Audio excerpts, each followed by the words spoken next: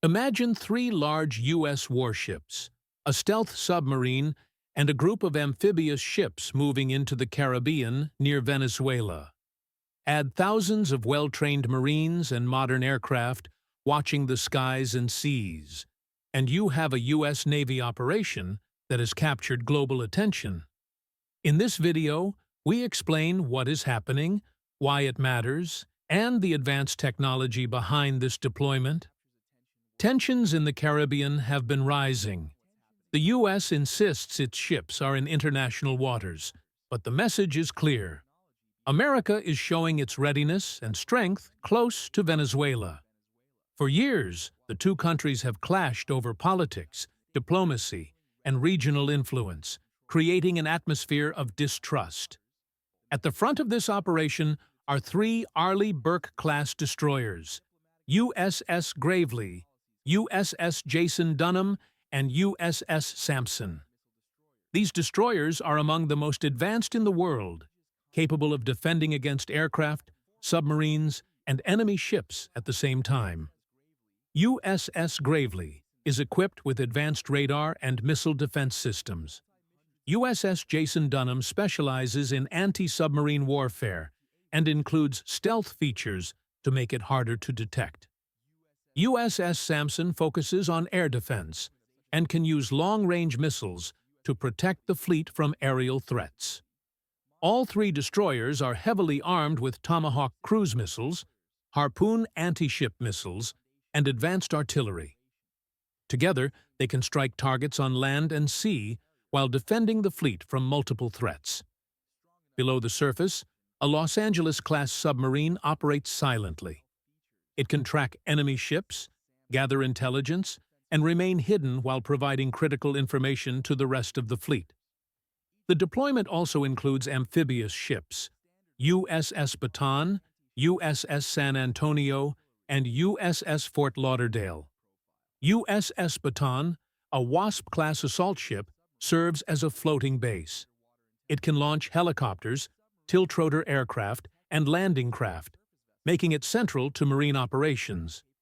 USS San Antonio and USS Fort Lauderdale are amphibious transport docks. They carry troops, vehicles, and landing craft, allowing Marines to reach shore quickly if needed. Together, these ships form the Baton Amphibious Ready Group, working with the 22nd Marine Expeditionary Unit. This force can move rapidly, respond to crises, and project American power across the region. The operation also includes advanced aircraft.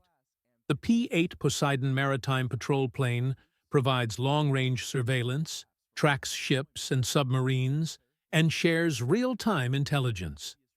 Helicopters and fixed-wing aircraft from the amphibious ships extend the fleet's coverage, giving commanders a clear view of the entire area.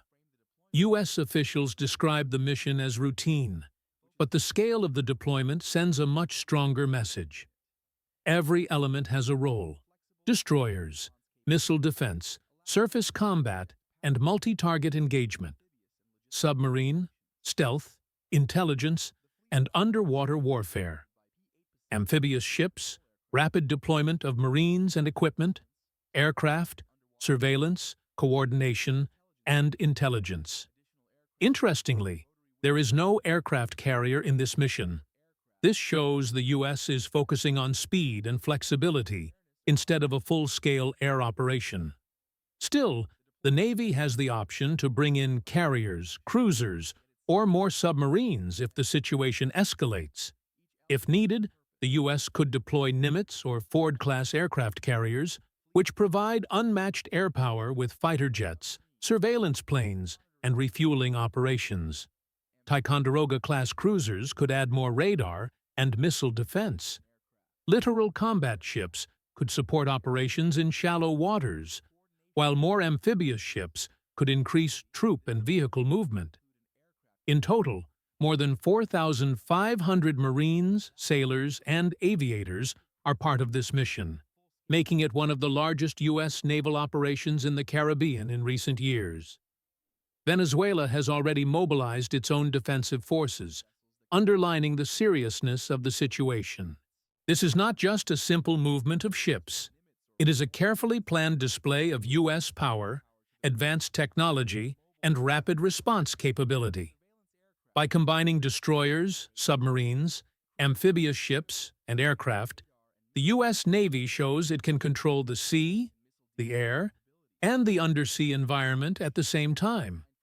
The big question is this just a show of force or preparation for something much larger? Officially, the U.S. says it is about stability and security in the region. But the scale of the deployment suggests that the Navy is ready for more than just surveillance. At the same time, the absence of an aircraft carrier suggests a measured approach. The fleet is strong enough to send a warning and prepare for contingencies, but it does not yet look like the start of a full-scale invasion.